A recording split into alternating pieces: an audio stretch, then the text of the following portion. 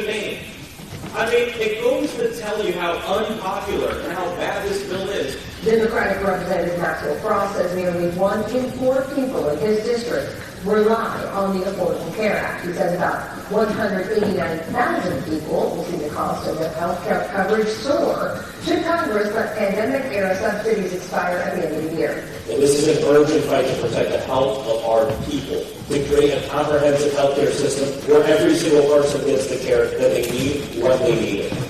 And whether it's student loans, health care, housing affordability, we can't accept this argument that working people are living outside of their means and that's why we're in this situation. It's not because we live outside of our means, it's because we've been denied the means to live. And so what we say is we don't want ICE just out of Minneapolis, but we want ICE out of all of our communities. And we must ensure that we use every tool in our toolbox, which includes voting no on the DHS appropriations bill. No more funding for terrorizing our communities.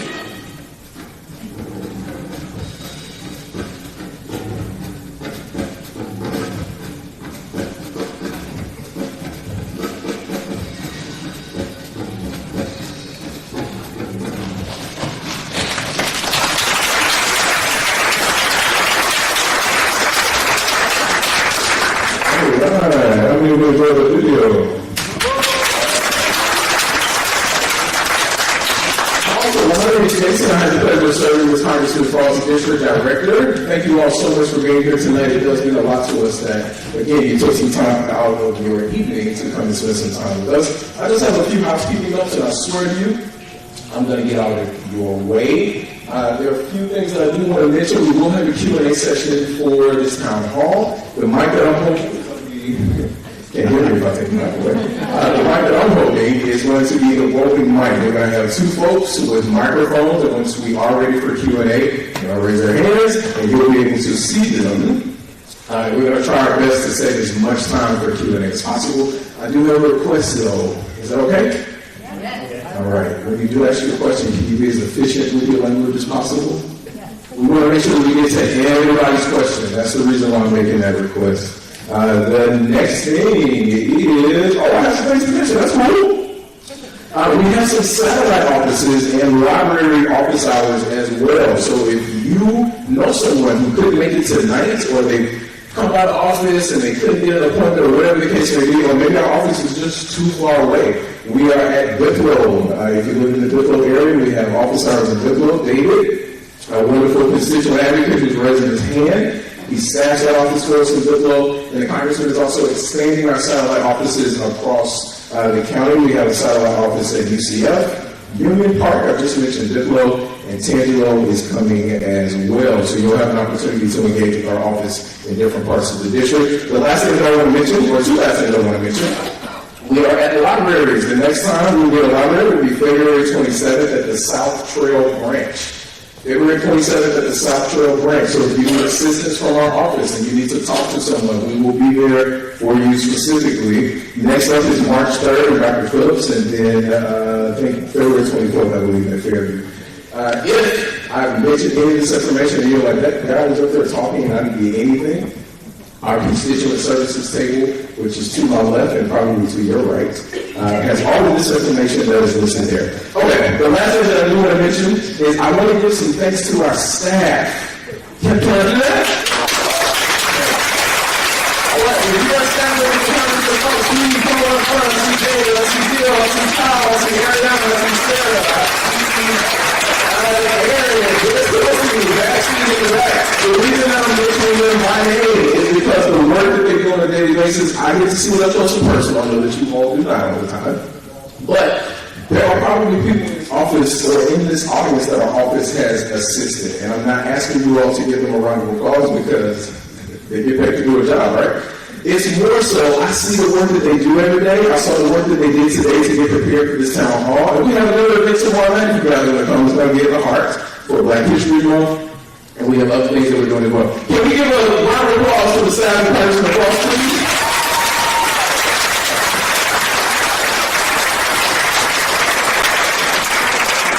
Okay. All right. Well, I'm going to get out of the way unless you want to hear me rip for a little bit. So I don't think anybody wants to hear that. All right. So I'm going to bring up the man of the hour, the person that I am so proud to work for, the person that represents our district to his mic on a daily basis in Washington, D.C., and here in Orlando, Florida. Please all join me. Give it up for Congressman Maxwell.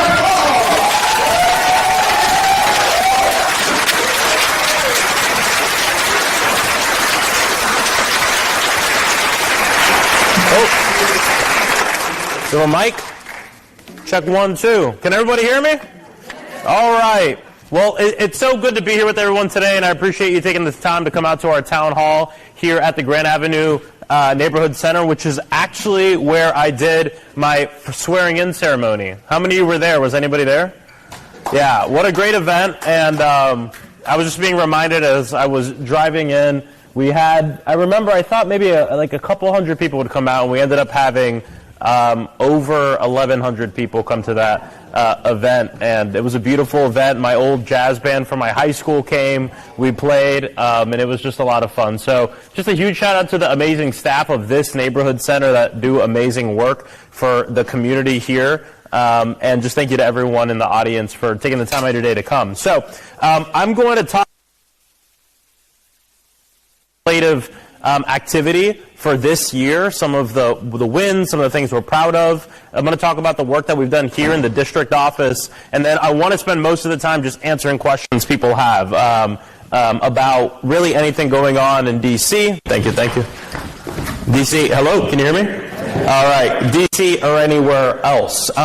So, the first thing is legislation. We have introduced 20 pieces of legislation this Congress, and about a fourth of those have been bipartisan with about 416 co-sponsors. We're really proud of all that. Last Congress we were able to get through 2 of these bills through the House of Representatives, which is of course difficult in a Republican House. But I think, the work of legislation is really important. At the end of the day, it's organizing. I remember when I was running for office and people were like, he's just an organizer. And then I get to Congress and I'm like sitting there learning the job, doing the work, and I go, this is organizing. I'm literally doing the same stuff I did on the streets of Orlando, on the streets of communities, but I'm doing it in the halls of Congress instead. But those same skills of working at bringing people together around a common shared value, whether it's signing onto my bill or coming to my press conference or signing onto my letter, are a lot of the same values. And so that's how we're able to get through a lot of legislation. It's how we're able to get the first Office of Gun Violence Prevention open at the White House, which help us look at ways to end gun violence outside the carceral system, right? Because if locking people up ended gun violence, we'd have zero gun violence in this country because we're locking those people up. So it's figuring out how do we create a community where people don't feel the need to use a gun to solve their problems. How do we get money to community-based organizations that work at identifying people who are most likely to shoot someone and identifying people who are most likely to be shot and actually get money to community-based organizations. We were able to do that here in Orlando. How many of you all seen the numbers recently that Orlando is one of the top cities in the country for reductions in gun violence? Well, yeah, that's amazing. And obviously, one life lost is too much. We have so much more work to do. But it doesn't just happen. You know, one of the best kept secrets in Orlando is the Orlando Office of Gun Violence Prevention, which does great work across our community. We want to work on making sure we can expand that to the county as well, so we can work at ending gun violence on the community level. We've also championed the arts in Congress as well. I introduced a bill called the Create Art Act. For those of you who don't know, I'm a drummer. Obviously something messed up happened because I went into politics instead. But being a musician and an artist has really been most of my life. I went to the Osceola County School for the Arts for 7 years, and funny enough, I'm playing more drums now than I have since I graduated music school. And it's because when people started finding out I played the drums, now I go to events and there's always some sort of instrument there waiting for me to play for everyone. But the Create Art Act, I wanted to think of ways we could have more equity in the arts. And believe it or not, the United States is the only major nation in the world without a federal grant program that goes directly to emerging independent artists, whether you're a musician or a filmmaker or really anything in the arts. And this is part of the reason why so many young artists get taken advantage of and why so many young artists who are trying to make their art their career go broke, trying to fund their own dreams. And I think it's time that America invests in American artists, because art is part of what makes this country what it is. And so we're really excited about that bill that we've introduced, and we're working on getting it through the House. We've also introduced bills to protect our environment, for affordable housing, like the End Junk Fees for Renters Act, and my other bill, which ends the use of credit scores as an end-all be-all and deciding whether or not you're going to be able to rent. Many of you know, boo credit scores. It's the get into debt score made by banks for banks that keep you in debt your entire life. And the fact of the matter is, we're getting to a place in this country, I'm asked a lot, what do you think is the issue that you worry about the most, especially for young people? And honestly, probably year to year, I give you a different answer. But my answer right now really has to do with the fact that I'm concerned that the young people in this country, 10, 20 years in the future, are just not going to have anything of their own that they own.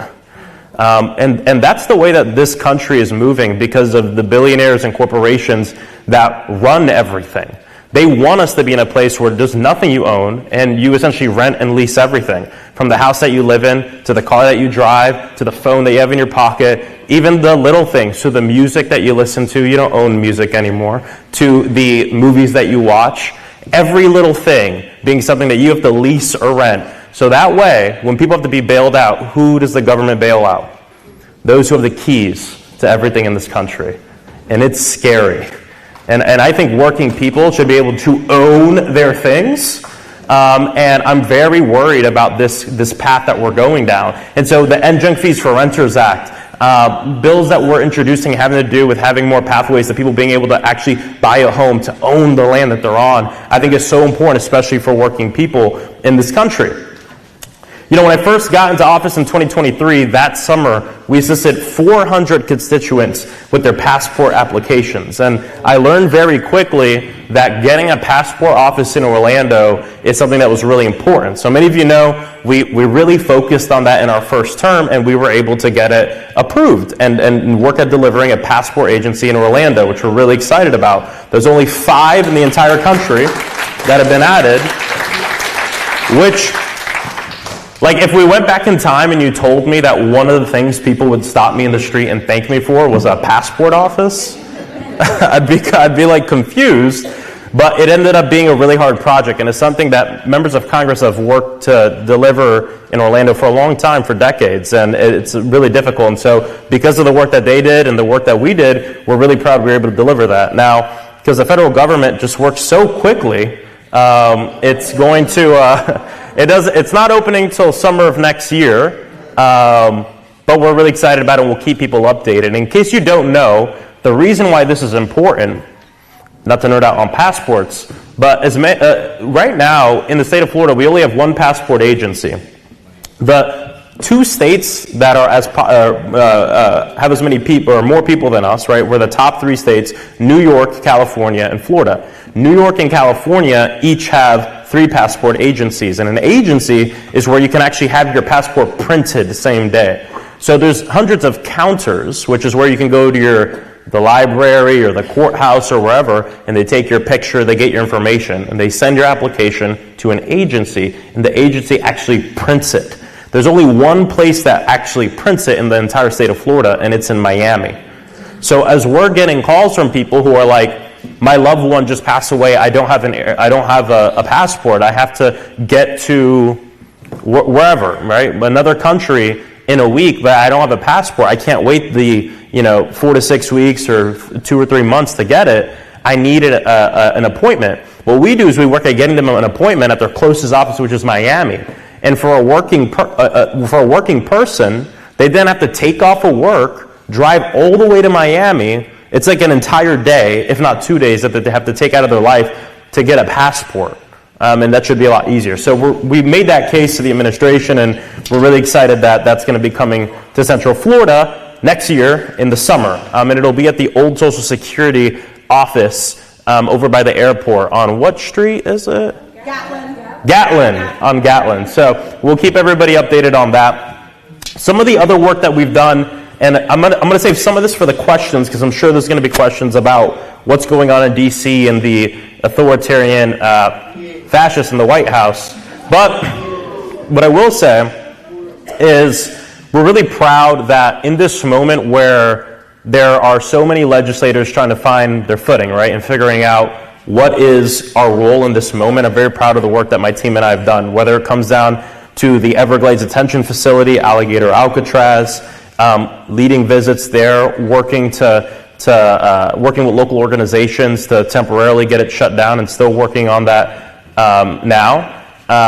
Pushing DHS negotiations to include funding restrictions to ICE and add guardrails to protect our people. Co-sponsoring the War Powers Resolution, introduce an NDAA amendment to prohibit Trump's unlawful military operations in Greenland, Iran, Venezuela, and more.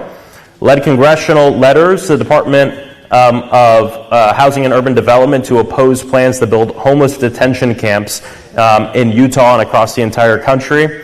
And most recently, Representative Ayanna Pressley and I led a discharge petition to force a vote to extend temporary protective status for Haitians in the United States as well, that we're very proud of. And actually, just a few days ago, we learned that we got our second Republican to sign on to it, which means now we just need to get all the Democrats to sign on, and we're getting our way there. And so we're really proud of that. And what that does is it forces a vote on the issue on the House floor, which is what we did a few months ago with the Affordable Care Act tax subsidies. So we're really excited about some of the work that we have going on in Washington, D.C. I won't go through all the bills we've introduced because there's 20 of them, but I'm sure they'll come up during the question and answer session.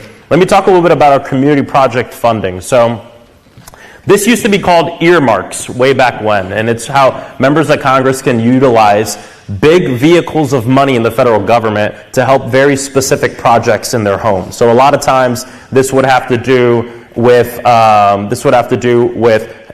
park or just different things like that. And we really wanted to figure out ways that we could use this money to help with our big policy goals, right? Housing, transportation, the environment, homeless services, etc. So I'm going to read off some of the projects we were able to get this time around that we're very excited about. Number one is with the City of Orlando.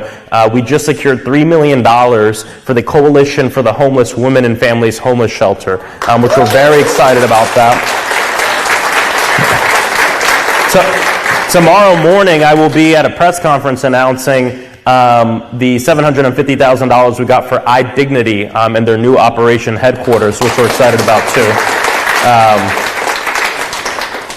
$850,000 for the Innovation Center in Pine Hills, $850,000 for bus shelter program so we can up the quality of bus shelters across the district. $500,000 for bus acquisition. We have money, $1.2 million for the Orlando Housing Authority for roof replacement at West Oaks, Winter Park Housing Authority, Valencia College, Green Place land acquisition, villas at Carver Park upgrades, Griffin Park improvements, Aquifer storage and injection feasibility, Lake Eola improvements, and the new Malibu stormwater management program, which is going to be really important. Stormwater management, especially in our community, and the climate crisis increasing and us seeing more and more hurricanes that create more and more destruction in our communities, it is important we have more and more resources for stormwater management. So we're really proud of all that. And I also want to give a quick shout out to two elected officials we have in the room. The first one is our City Commissioner, Bakari Burns. Bakari? Thanks for having us here, Bakari. Really appreciate it. And a lot of these projects wouldn't be possible without our partnership with Bakari and his office, and I really appreciate your partnership in bringing back this money for the community. And then another person we have here as well is the mayor of the historic town of Eatonville, Mayor Angie Gardner. Thank you for being here, Mayor. And I appreciate your partnership as well. We're very excited. I think it was $4 million. $4 million that we got to help Eatonville with affordable housing in the last round. We would not have been able to do that without you and your team and the work that you do. So just thank you so much. Sorry, I forget the number sometime. 1, 2, 3, 4. But I just appreciate all of our partnerships that we have with elected officials here. The last two things I want to speak about before I open it up for questions is, number one, the so-called One Big Beautiful Bill Act. I know. Well, you know what's crazy? I was leading debate the other day, and the Republicans kept saying the name of a bill. They kept bringing up the Working Families Tax Cut Bill, is what they kept saying. And I was like, I've never heard of that. I asked my staff, I was like, what is this? I never heard. Did we vote on that? It sounds good. Like Working Families Tax Cut Bill. And we've never voted on it. And what happened is, late last year, Donald Trump came to the House of Representatives, and he was like, hey, the polling on the One Big Beautiful Bill Act is really bad. Nearly 70% of all Americans know that it's the largest transfer of wealth from the working class and the working poor to the billionaires and mega corporations in the history of our country. And gave ICE more money than the Marine Corps has. And so people they don't like it anymore. So here's my idea. This is Trump, by the way. Okay, I know my acting isn't great. Here's my idea. Let's rebrand and let's change the name of it. And so they decided to change the name of the bill, and now they're calling it the Working Families Tax Cut Bill, which I called out in that moment, and it was in that video. And so now, I used to call it the One Big Betrayal Bill, or the One Big, there's a lot of other ones with curse words in it, But now I'm calling it the One Big Beautiful Bill because they obviously don't want us to say that name anymore. And it just goes to show you how horrible the bill is that they've changed the name of a bill that they literally put the word beautiful in. I mean, the word beautiful is in it, and it's so bad for working people that they have to change the name. And so this bill is the single largest cut of healthcare in the nation's history, ripping healthcare away from 14 million people through the cuts from Medicaid. It makes the largest cut to food assistance in the history of our country, taking away SNAP, free school meals away from millions of children. Takes away clean energy incentives. Over 4 million students, 2/3 of them who are current Pell recipients, will have their Pell grants eliminated or reduced. I could go on and on and on. I mean, this bill is one of the worst bills ever passed in the history of our nation. And all of that was to give a massive tax for two reasons. One is to give a massive tax giveaway to billionaires and corporations. And then the other one was to give all the money that they took, that they used for healthcare that they took away from us to ICE and DHS to go and terrorize our communities, as we're seeing across the country right now. And even that, one of the whole reasons for that isn't just because they're deeply bigoted, but that money's also going to corporations. I mean, I got to tell you, when I went to Alligator Alcatraz for the first time, I remember being driven in and seeing all these private planes on the tarmac. And I was like, whose planes are those? Are they like state planes or something like that? They said, no, those belong to the executives of the corporations running the place. So all this money that's going towards ICE and CBP, a huge chunk of that, most of it, is also going to enrich corporations and billionaires. So all of this is so deeply connected. The last thing I want to talk about, actually the last two things, I lied. The last two things I want to talk about before I open it up for questions. One has to do with, earlier last year I was asked by our leadership on the oversight committee to serve on a team that would be investigating Jeffrey Epstein. And I said yes because I felt it was very important for me to be a part of it. And now being on the Epstein investigation team takes up a lot of my time, a lot of my emotional bandwidth, but I think it's one of the most important things that I'm doing right now and that I'm a part of right now. Because this isn't about political parties, but it's about the fact, and something we all know to be true, that there are very, very, very wealthy people in this country and elite people in this country who have evaded justice for decades and decades and decades and decades. And so I'm just very proud to be a part of this team that it doesn't matter if you're a Democrat or Republican, we don't give a damn. If you're a part of this, we're seeking justice, not just for the survivors, but real justice and making sure it never happens again. And this was a cover-up of massive proportions. And I'm just so thankful to people around the country that I don't even know that are deeply invested in this, that have helped us. When we were given word that we would be able to see the unredacted files, I took to Reddit and asked people, what do you think I should see? Of the million documents, which, by the way, roughly 50% of the Epstein files are still not released. And Pam Bondi says that they're either privileged or part of an open investigation, all BS. And that's an impeachable offense in and of itself, but that's another conversation, or same conversation, but later. And we received literally thousands of recommendations. And so I went last week for about 2 hours and change to go through the documents, and I'm going to be going back this next week as well, because I wasn't even able to get to the Reddit suggestions because there's just so much. And then we find out that they were spying on us the entire time. And I got to tell you this, guys, and again, look, because people in here have all different political persuasions, that doesn't matter. But tell me this, if you're not hiding something, why do you have to spy on members of Congress doing oversight? And it's not even just the spying. It's the fact that they came armed with the information they got from spying on us to throw it back in our faces in an oversight committee hearing. Because in case you didn't hear, the whole way we found out that they were spying on us was because in the hearing where Pam Bondi is, and we have these hearings so we can hold people accountable, right? That's the whole purpose of these.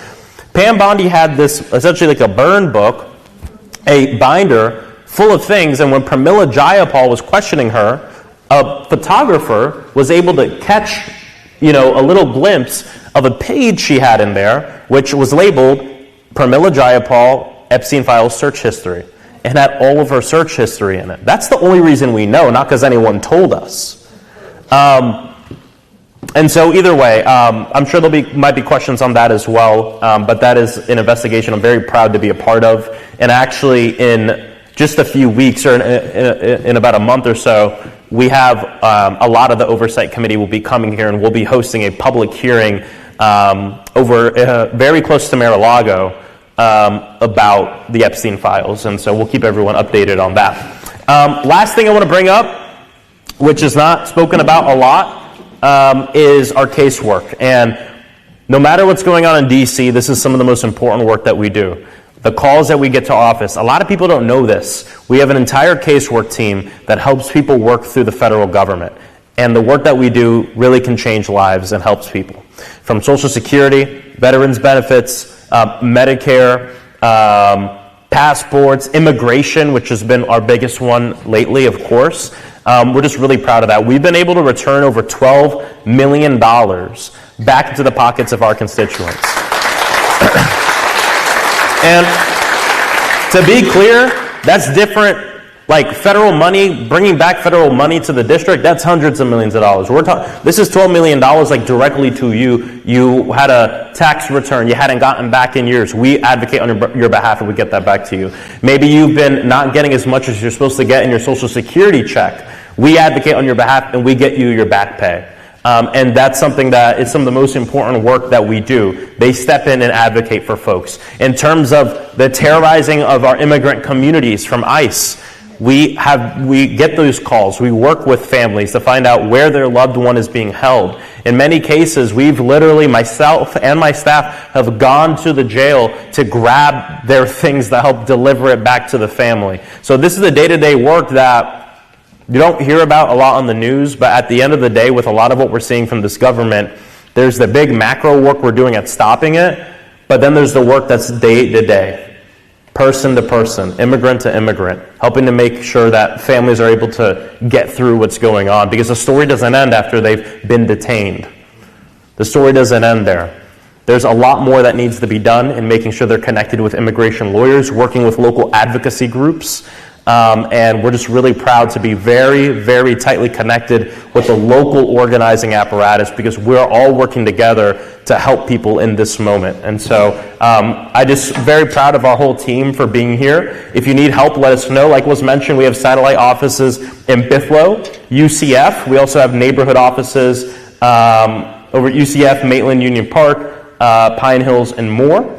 And so without further ado, we're going to head into the Q&A part. So, okay.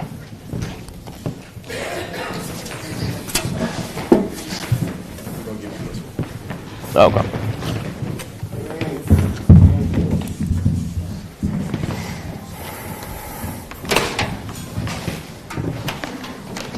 So, oh, my bad. All right. So, just raise your hand, and someone from our team will come up to you with the mic and let you ask your question. The one thing, let me give my usual disclaimer here.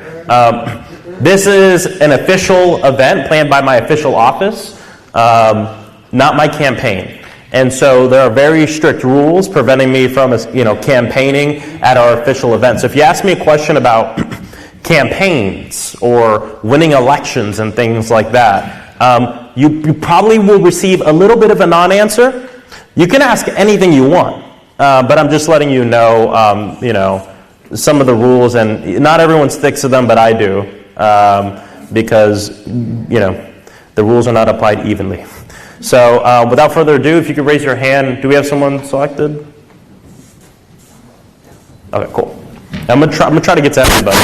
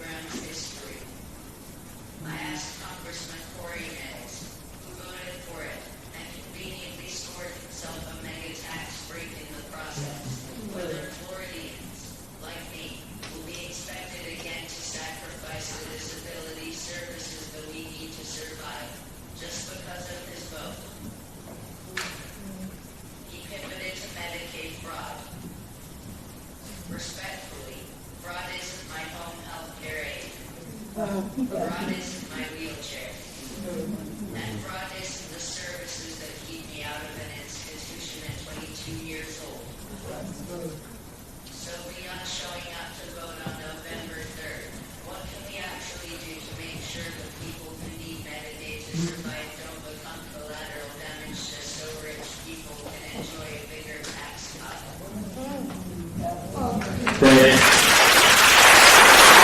You got it?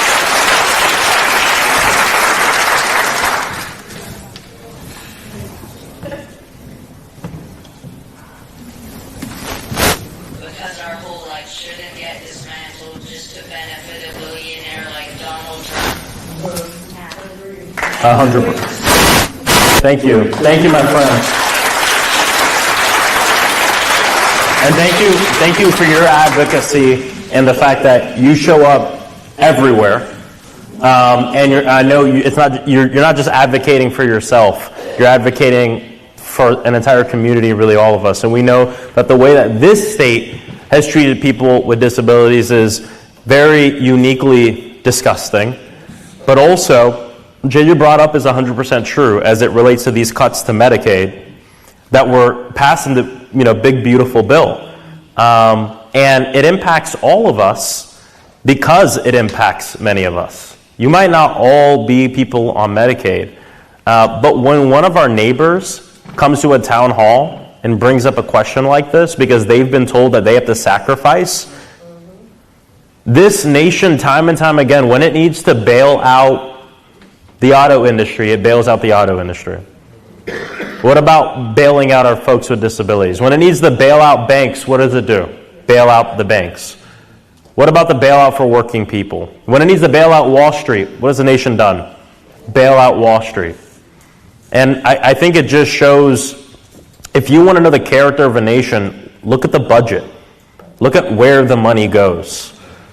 This country and Congress, I didn't vote for it, but just passed for the first time a military budget that goes over $1 trillion, where 75% of it will go to contractors.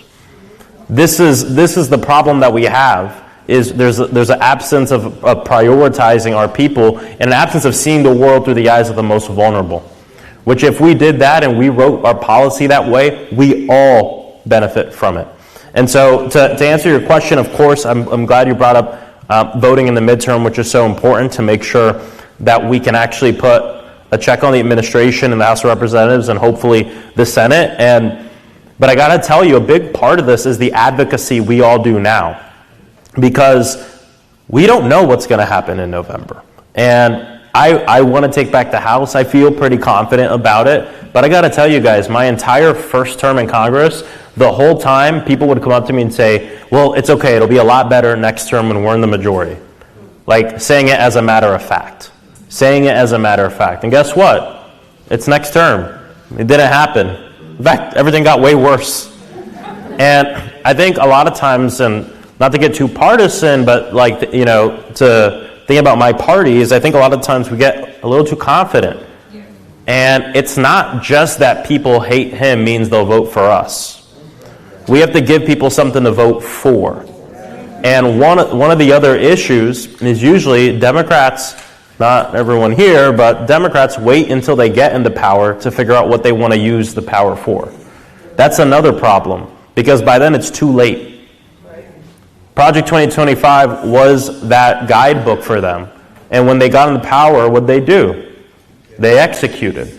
So the debate about what we do when we're in power doesn't happen after Election Day. It actually happens now in the candidates that we push forward, of course, in our elections, in what we demand of our legislators at town halls, at protests, at direct action events across the entire country. That helps morph the entire conversation, because the problem too, JJ, is that there are a lot of people who are saying we need to win the election so we can undo what Trump did. That's part of the problem. See, when they take away health care and gut Medicaid by $1 trillion and take away health care from 14 million people, the rebuttal to that isn't give us the power so we can get it back to those 14 million people, because in all honesty, it was broken before too. But it is, we want the power so we can get it to everybody, so it can work for everybody. That healthcare is a human right, that it doesn't matter who you are or what disabilities you have, you deserve to be healthy in this country and not be on long waiting lists in this state and not be told that you have to sacrifice. And that's why it's not just vote, but it's vote and protests. Vote and. Right. I know people feel like writing letters and making calls doesn't matter. I promise you, it does. It does. It's direct action. It's all these things together. And it's also speaking to people at the federal level, but also local elected officials, people at the state level as well, because a lot of the impacts here are because of decisions that have been made in Tallahassee for a long, long time. And not to get into the campaign world, but we have a lot of opportunities here in Central Florida to break supermajorities, and I think it's really important that we keep that in mind. So I really appreciate the question, and it's always great seeing you everywhere. Thank you.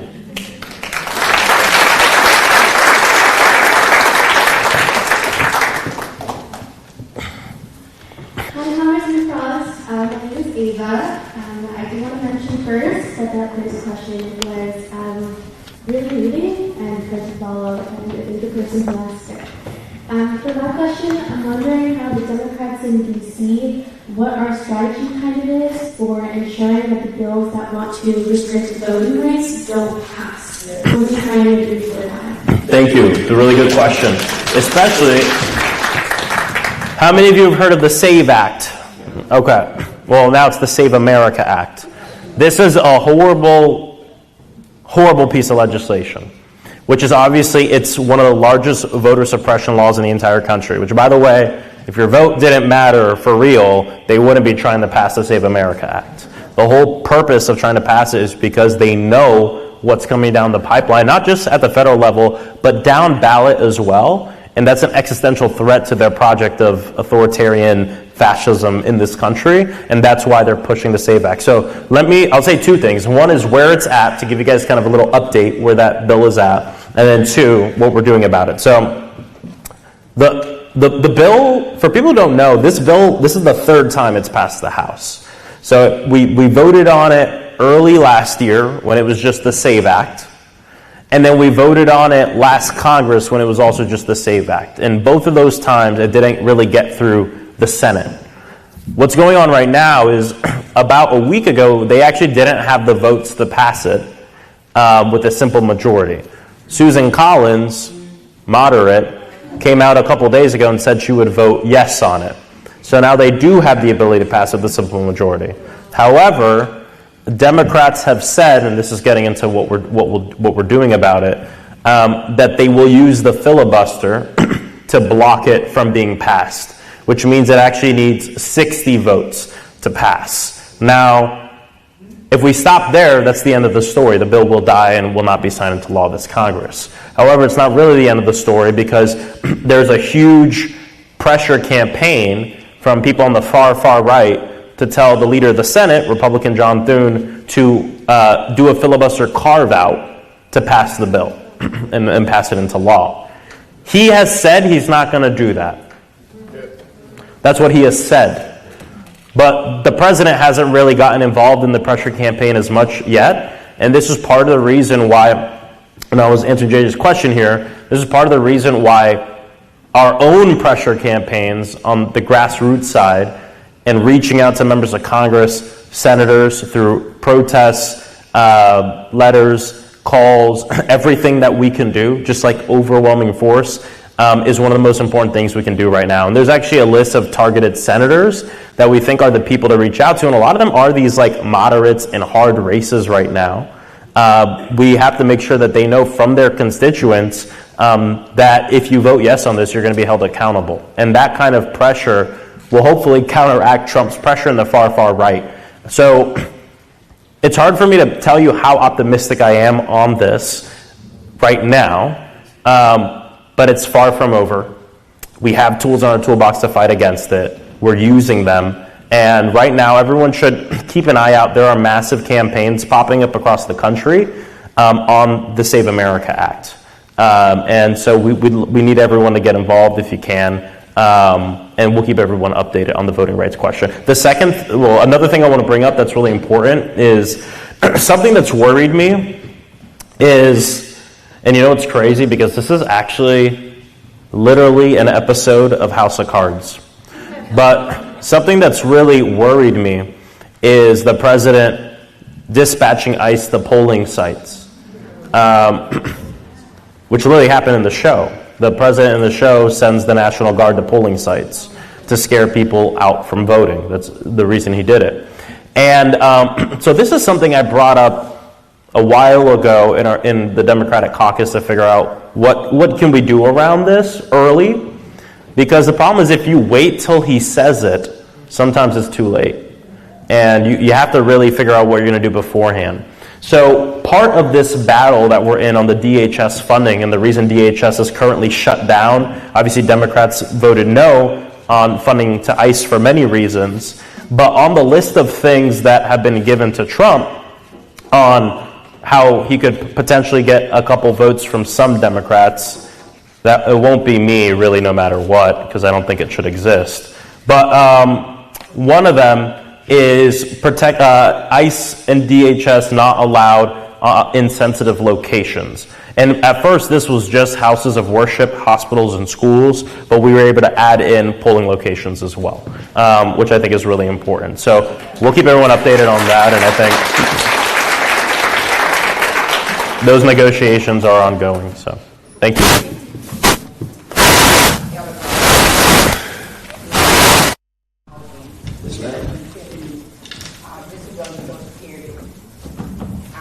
Is the mic on? I'm sorry. Might be click it. Oh, it's on. Okay. Okay, y'all come first. My question is, how 3 times, even 2.5 times income does not allow our seniors and disabled people to move location. The rent is starting rising. What is going to be done? What can we do to assist and put pressure in Orlando? Because Orlando, Florida has one of the highest rent. Yeah. Thank you for the question. Yeah, and over the last several years, our region has had some of the highest increases in rents in the entire nation. And so I'm always trying to make my answer shorter, but I can talk about housing for a long time. So this is actually something that impacted me when I many of you know, I experienced housing troubles here in Orlando, and then when I won my election, I was like, well, at least I'm good now. And then I went to DC and I got denied all the apartments I applied to, and I literally couldn't find a place to live. And the reason was because my credit wasn't great, and you need first, last, deposit, junk fees, all these other stuff that add up. That is essentially a form of redlining, keeping people from being able to and granted, we're talking about giving people the opportunity to pay the high rent. And so the entire thing, the housing crisis is huge right now. And I'll give an example. Even at UCF, we opened up our satellite office. I thought most of the young people coming to speak to us, they would ask questions about and like social issues, different things like that. But you know what our top 2 issues were? I'm hungry and I don't have money to eat, and I don't have a place to live. Housing insecurity and food insecurity. Those are the top 2 things UCF students out of satellite office come to us to ask us for help on. So this is an issue that impacts everyone, from seniors to families to young people. And there's a lot of things we need to do. So we voted in rent stabilization in 22. I'm so sorry. No, you're 100% right. I mean, rent stabilization was on the ballot for us, which granted isn't even rent control, right? It's to stabilize, right? It's the pause so we can catch our breath and try to get this together. And of course, it was passed here in such a world. We passed it pretty decisively. And then what happened? The state legislature, which is completely bought and paid for by corporate interests, was pushed to put through this bill that they put some good things in but had a lot of bad things in it too. And within it they put a preemption, which means they said states, local municipalities and counties can't do it, and so they preempted what we voted for. Completely took away our voice, our democracy is something we voted for. And why did we vote for it? Because it's an issue.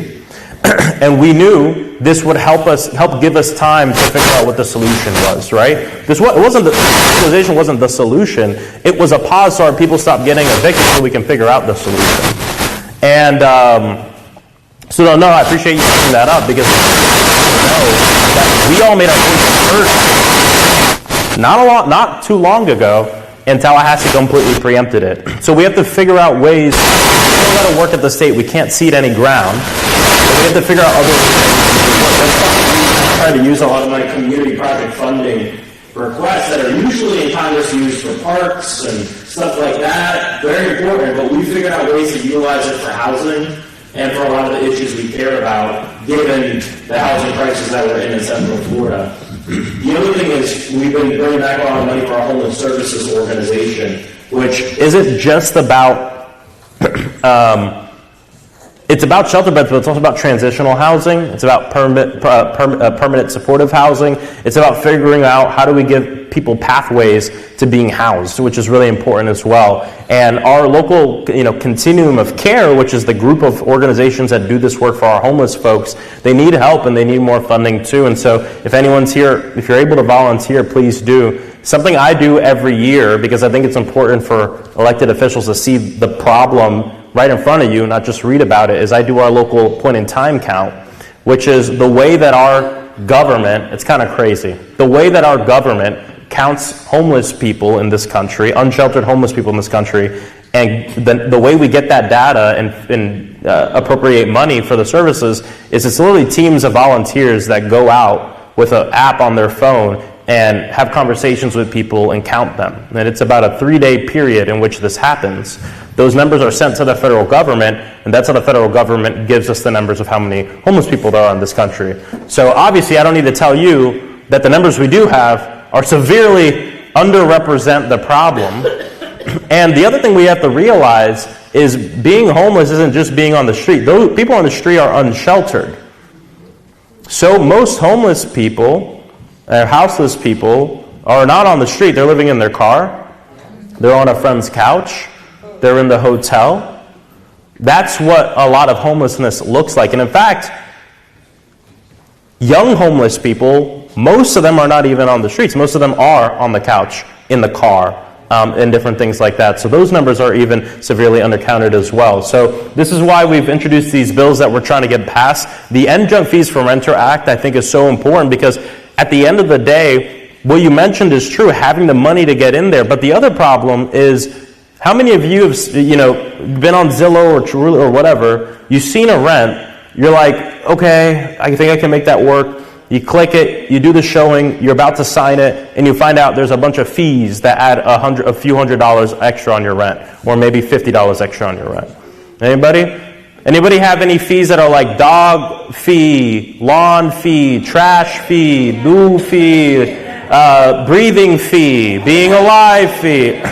Any show of hands? Who has these fees? Okay, thank you. See, I moved into an apartment 2 years ago here in Orlando, and I literally, as I'm about to sign, I read on the top, and it's like, oh, I also have to apply to the HOA every year, $150 per person in the household.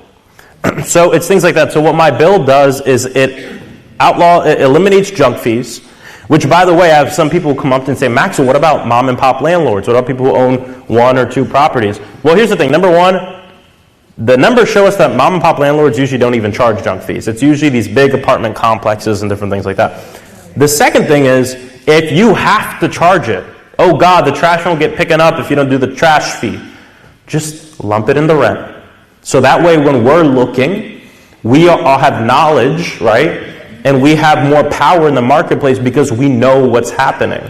And the ways all these corporations have been able to kind of sneak up on us in this way is by taking away our power out of the marketplace. It's the same thing's happening in ticketing for live events. The same thing happens in hotels. The same thing's happening with airlines. And I'm not saying it solves the whole problem, but bills like this I think will help us get to a much better place. And so that's so we have the bills at the national level. We're bringing back money here to help with the local level as well. And if you guys are able to, please help out our local homeless services because the need is great. Every time the rent goes up $100 in this country, homelessness goes up 9%. Homelessness is a housing problem. These things are connected. Thank you for the question. I appreciate it. Hey.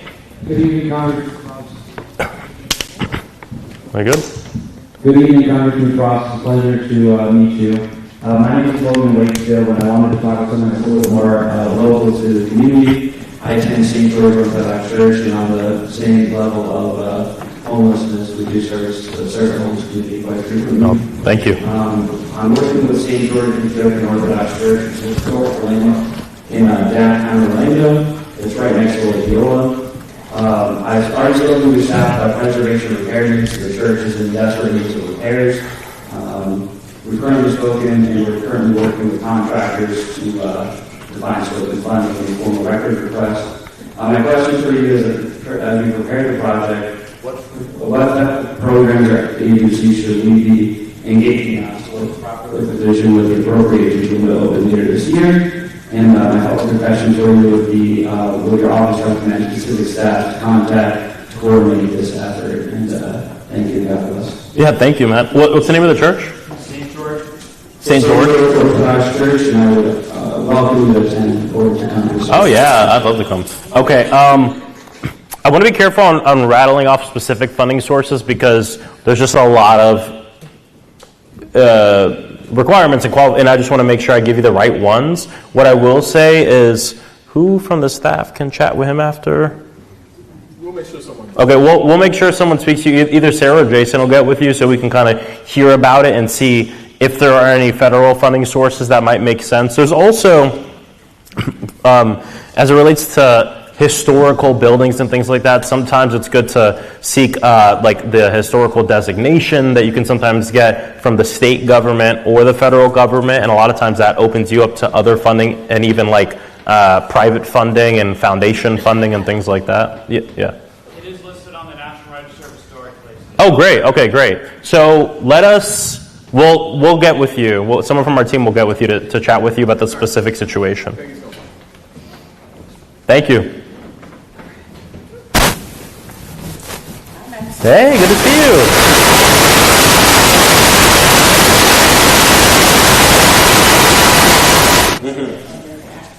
So, is there anything the Democratic Party is doing to help protect those, I'm going to call poll taxes that they're wanting us to get, like the passport and our birth certificate, to make sure that they stay valid? So, those of us, which majority of the Democratic Party probably own some sort of birth certificate or passport versus their party in the rural areas do not have that. What is there to protect it? To go in and change and make it about? And so people know part of this, thank you for the question. So people know like part of this bill, which is arguably one of the worst parts of it, would make it so that when you register to vote, you can't use even your driver's license. You will have to use a birth certificate, something like that. Which, if I said, hey, I have $500 here, produce your birth certificate in 12 hours, it would be hard for a lot of people. And that's the whole point. The whole point of this is to make it harder to vote.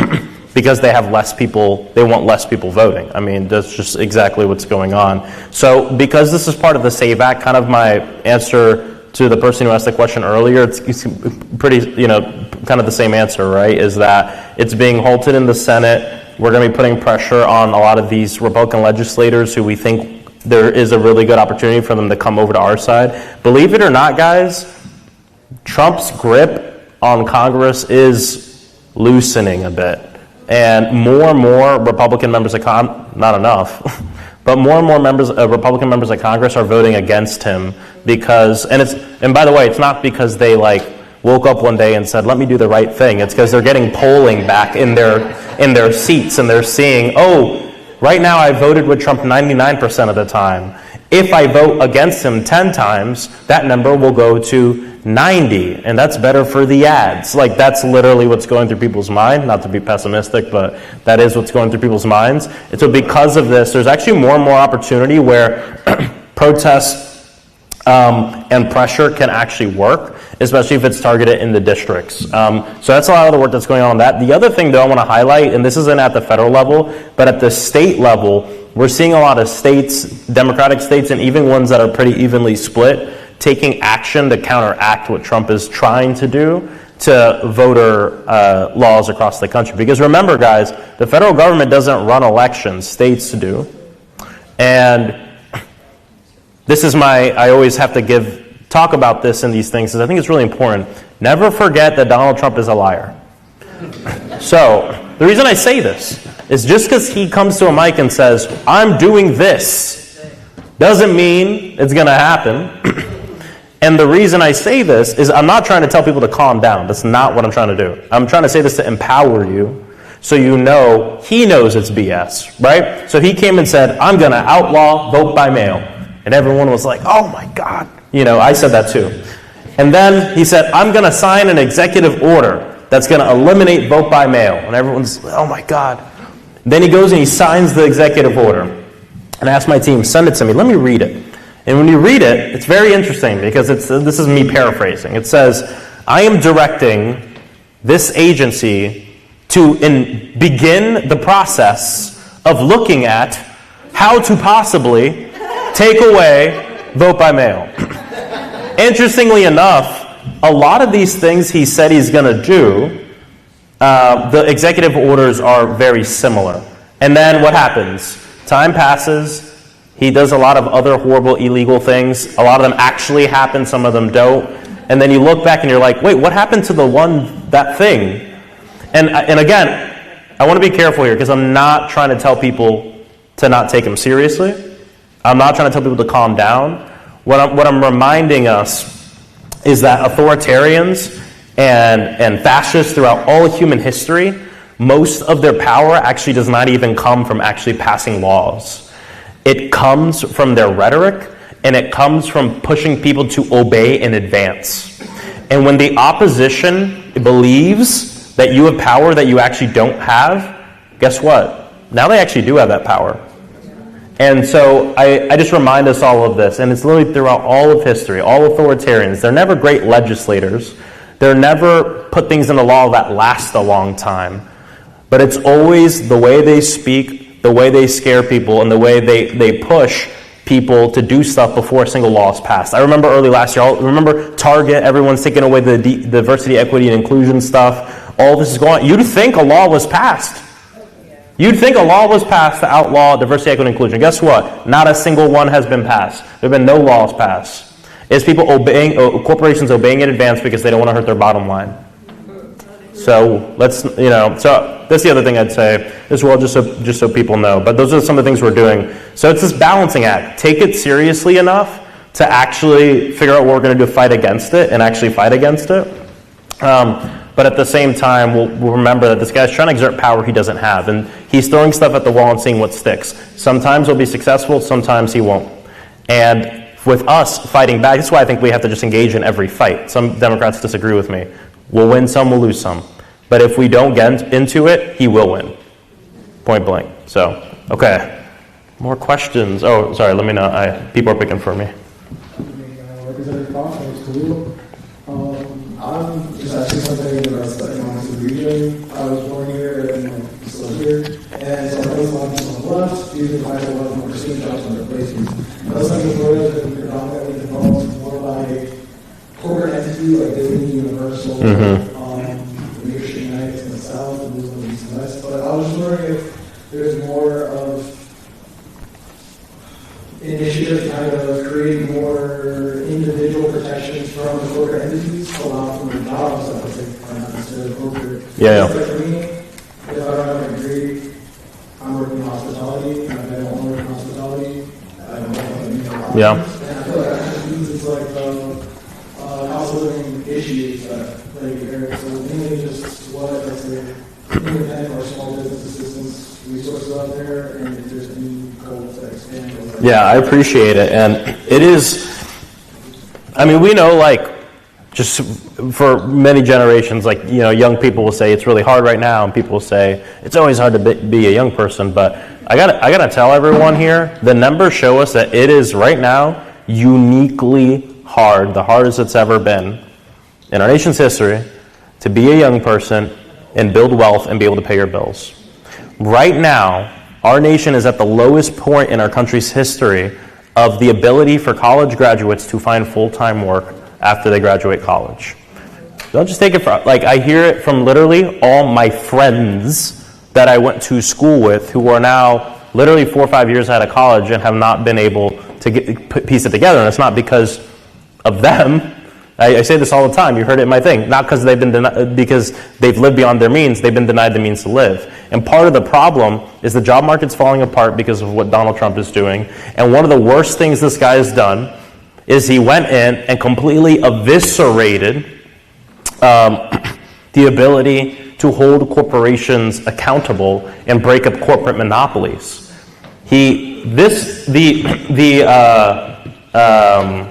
Big Beautiful Act, part of what it did is rip away 70% of the funding from the Consumer Financial Protections Bureau. They also completely directed the FTC, which would lead a lot of these lawsuits to break up corporate monopolies, and essentially directed them to just drop all their cases. Same thing with the DOJ Antitrust Division. And these are the people, and this is the funny thing to me, is these are the people who purport to be like of the free market and capitalism and this and that. But they want, and are obviously fine with, this 0.1% of corporations owning everything, which makes it so that way people can't start a business or people can't get access to capital.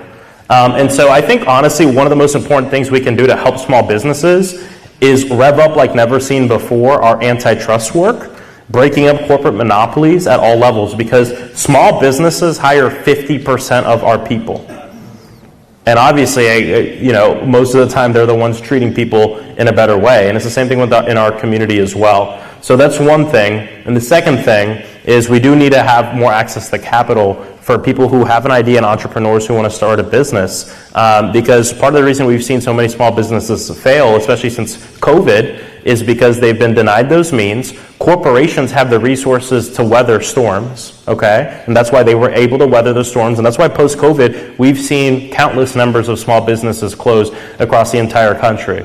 Oh, and if your business had to do with the arts, good luck. You're in a worse position. That's why we've seen so many music venues close as well. So we could talk about it for a long time. Those are the few things. All right. Yes.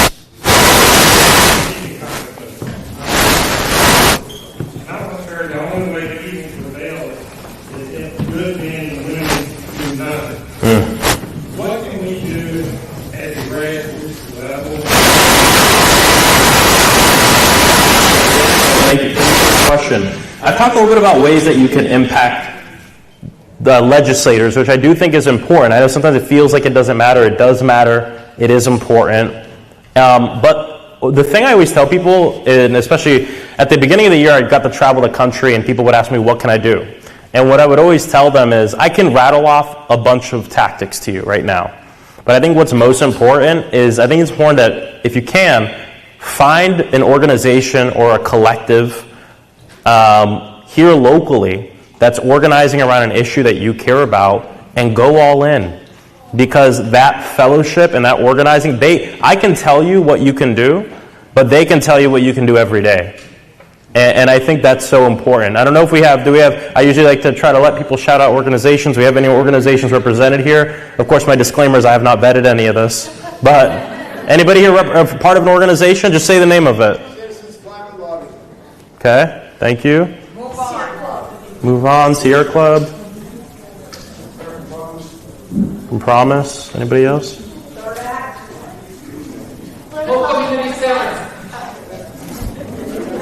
College Democrats. Men for Choice. Men for Choice, love them. Progressive Democrats of America. Progressive Democrats of America. Moms of Man Action. Moms of Man Action for my mom. Orlando, 5051.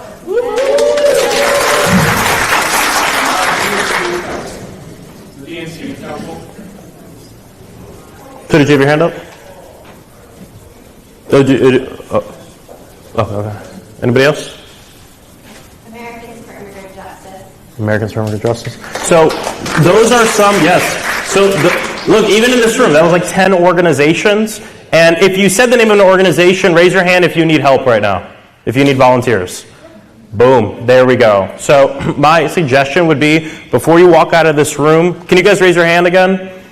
Connect with some of these people. Ask them what you can do to help. They'll give you marching orders because they really need help on a day-to-day basis, and I think that's really important. If everyone did that, we'd be in a much better spot.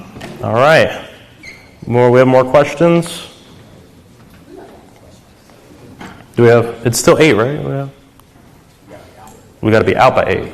All right. Let me do like 2 more real quick. I'm gonna give quick questions, and if I'm sorry, Grand Avenue, I will. Bill, it's a Bakari Burns. No, I'm joking. No, I'm joking. It's all good. He left. Oh, he left. I just want to try to get through more. Okay. Hi, Congressman. Hey. My name is Barbara. I'm 42 years old, a wife and a mom. I immigrated to this country years ago. This is where I built my life, where I invest, where I work, like everyone else. And because of that, I want to ask you, what should immigrant families like mine realistically expect in the coming months regarding ICE enforcement here in Florida? Thank you. I really appreciate the question, and thank you for coming to ask this. So, we have been working at compiling. We've been on like a fact-finding mission over the last several weeks because there's a lot of issues in the community. Rightfully so, because no one knows what's going on because of the terrorizing of ICE in our communities. We've heard of warehouses. We've heard of there was an increase in ICE presence a few weeks ago. You know, the question is it how long is it going to continue? Is it going to balloon? Are we going to see what happened in Minneapolis happen here? Let me give you guys my opinion. And I was actually just on the phone with Felipe about this earlier, which I think is really important. Interestingly enough, I do not believe that the things we've seen kind of in Minneapolis are going to happen here in that way. What I do believe, though, and what we know to be true, is we still have one of the top 10 detention and detainment numbers in the entire country.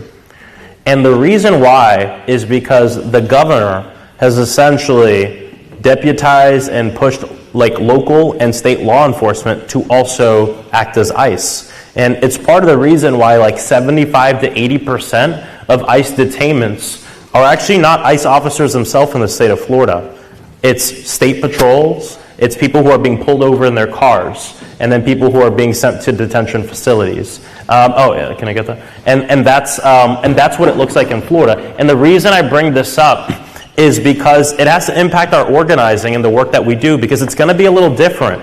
There won't be exact lines in the sand. There's an army of ICE here. We're going here to do a protest, right? Like we see in a lot of other places. It's a lot more scattered. It's a lot more surgical, and it's a lot more specific. But the impact is still there. In fact, one of the greatest impacts in the entire country. Some of the most detentions in the entire country. So I think it's something that has to inform the organizing and the work that we do on protecting our neighbors. And there's a few things people can do. Number one, I know Hope Community Center has been doing a lot of great work on making sure people know their rights. This is really important. They don't want people to know their rights because if you don't know your rights, you don't know when they're being taken away. And that prevents people from entering into the type of litigation, which is actually, and they don't want you to know this, but in many instances has actually drastically changed things and helped get people out of bad situations. If you don't know your rights, you don't know when they're being taken away, you don't know that you can videotape those interactions. And when the interaction is videotaped, your chances of winning in court goes up exponentially. And it's so important. So we've created, and we have a bunch here at the table, Know Your Rights cards that actually have a rip out at the bottom that have my office's information where you can report sightings, where you can report interactions that you've had. We have these in English, Spanish, and Haitian Creole. Felipe with Hope Community, if you can raise your hand so people can see you. They're also organizing Know Your Rights trainings with a great coalition of organizations called Immigrants Are Welcome Here. There's a lot of great work going on around the entire community, and I encourage everyone to get involved. Obviously, we know what's going on in Congress. I voted no on the DHS funding. I don't think the agency should even exist. And on top of that, I mean, here's the thing, guys. This agency has not been around for a long time. I also don't believe it's gone rogue. I believe they're fulfilling the mission. The reason why it was created was to go into our communities and get people. That's the reason it was created. So if you disagree with what's going on right now, you disagree with the mission. If you disagree with the mission, you disagree with the agency. But Coalition needs as much help as we can get. There's great local legal aid organizations, which, by the way, if you're an immigrant and you get detained, having an immigration lawyer is also one of the things that you need it, right? It doesn't work like our normal criminal defense world where you get a public defender. Immigrants don't get public defender like that. And a lot of them are being tricked into signing self-deportation documents of things they can't even read if they don't know the language. Every month, I go to our local jail here at 33rd, and I go into jail and use my ability of oversight to do roundtables with everyone currently being detained. And that helps us kind of understand the experiences people are having and connect them with lawyers and their families. So if you want to get engaged in that, immigrants are welcome here. Does a lot of great work. If you're clergy, they're in front of the ERO, which is the field office, all the time, praying for people as they go in and giving them Know Your Rights cards. There are protests going on. As of now, we know that warehouse project, there's a lot of information out there. As of now, there's been no lease signed or anything like that. And I think a big reason for this is because the second we all heard of it, our community made a loud roar, which is really important. And not only did we say we don't want it because it's wrong and morally horrible, but it's also bad for our community. And we're making the money argument too, how it's going to impact tourism in the community as well. And all these arguments we're making, I think it's working. So we need everybody's help. I appreciate the question, and thanks for the work you guys are doing. Thank you. All right, one more, just one more. So I don't want to, and then I'm going to try to, are we able to do the photos? Or no, we have to be just out of this room? Okay, we'll figure it out. I'm gonna try to stick around, whether it's outside. Yeah, like if you have a question, I'll be around afterwards. Mr. Frost, Michael Williams, I first met you about half a year ago when you were at high school. Yeah, oh yeah, good to see you again, man. So the thing is, very bad pay attention, you know where they are, where's this scrap thing, Trump is, then we all probably realized a few weeks ago, well, I was taught a few years ago, he said he wanted to make America an English-only country. We saw proof of that a few weeks ago, when they said that in Florida, we were take a chance to get a driver's license. Now it will be English only. Yes, yeah, that's right. They used to have it in Haitian, Spanish, and Portuguese. No more. Now they only be in English. Yeah. Now what can we do to tackle this? Yeah, thank you. I'll just repeat the question just so people know. The state recently put a directive through where essentially when you're taking your driver's license test, they only do it in English. And they're taking away the ability for people to do it in other languages, which is horrible on many fronts. But one thing a lot of people haven't been talking about that I think is important is in terms of voter registration, your driver's license in the DMV is actually the entity that registers the most voters by far. By far. So not only do I think this is like a way to mess with people in terms of driving, but it's also a way of keeping people from voting. And so a couple things, and if someone in the room knows a little bit more than me exactly where this is at, feel free to let me know. But there is litigation on this that would undo it for the state if it actually is successful. The other thing that I'm working on is there is a voting rights package that Democrats are setting up for when we, hopefully, knock on wood, take the House. And this is something that I'm pushing to get included into that package to preempt states from the ability to do this. And essentially arguing that it is a violation of people's civil rights and civil liberties to take away the ability to take their driver's license test in other languages. Why? Because this nation does not have an official language. We don't have one language. And so when you do that, it is discrimination. It is discrimination. And so hopefully I'll be successful in that. I've found that a lot of the bills that especially Democrats have been working at putting together are very narrow focus, and a lot of times it doesn't take into account how different things are in the South, and how we have a lot of equities we weigh here, especially in states that are run by people like DeSantis.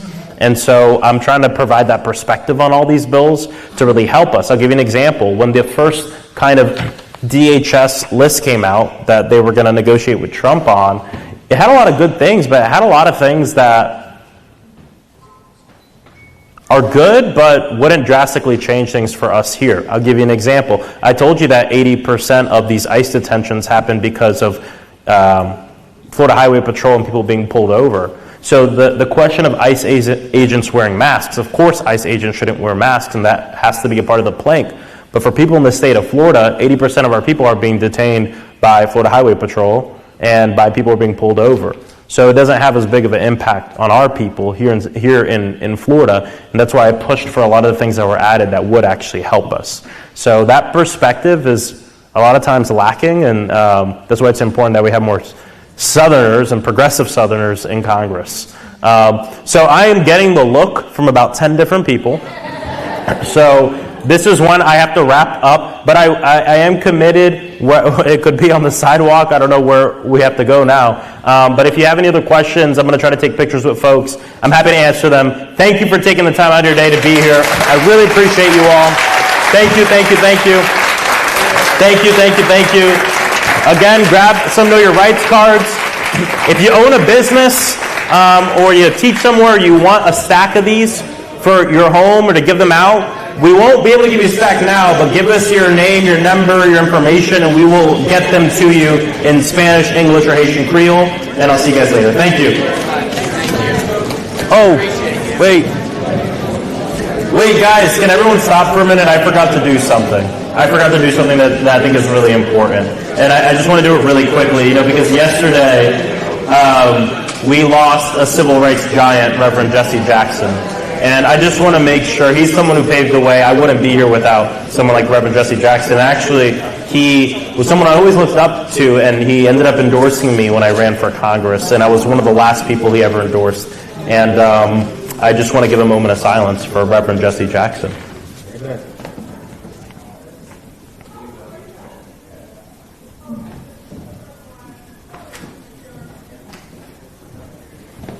Thanks, everyone. Get home safe. Keep hope alive.